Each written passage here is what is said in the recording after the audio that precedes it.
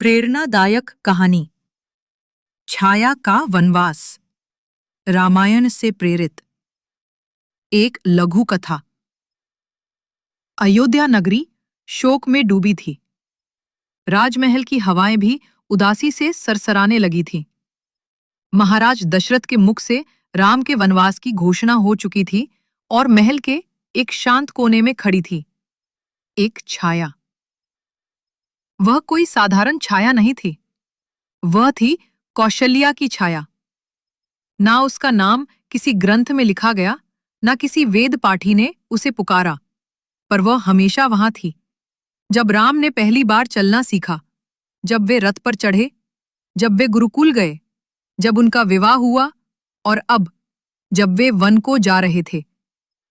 छाया देख रही थी कौशल्या को, जिनकी आंखों से अश्रुओं की धारा बह रही थी, पर छाया की आंखें सूखी थी, क्योंकि उसके आंसू तो कभी देखे ही नहीं जाते। उस दिन वह सोचने लगी, राम को वनवास मिला, पर मुझे भी तो एक वनवास मिला है। राम को राजपथ से वनों की ओर भेजा गया और मुझे भावनाओं से अलग किया गया। मैं भी तो कभी ना पहचानी गई, ना पूछी गई, ना अपनाई गई।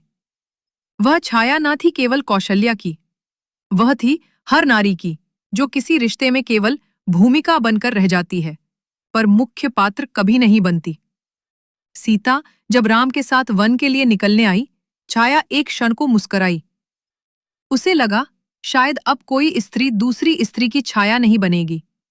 शायद अब कोई सीता किसी कौशल्या की तरह अकेली नहीं रोएगी।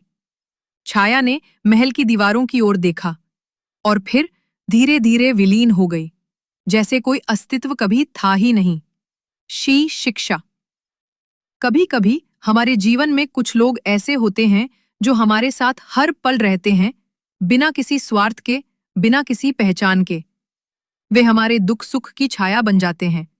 उन्हें नजरअंदाज नहीं करना चाहिए, क्योंकि छाया भी तभी तक रहती है जब तक प्रकाश है। जय श्री राम।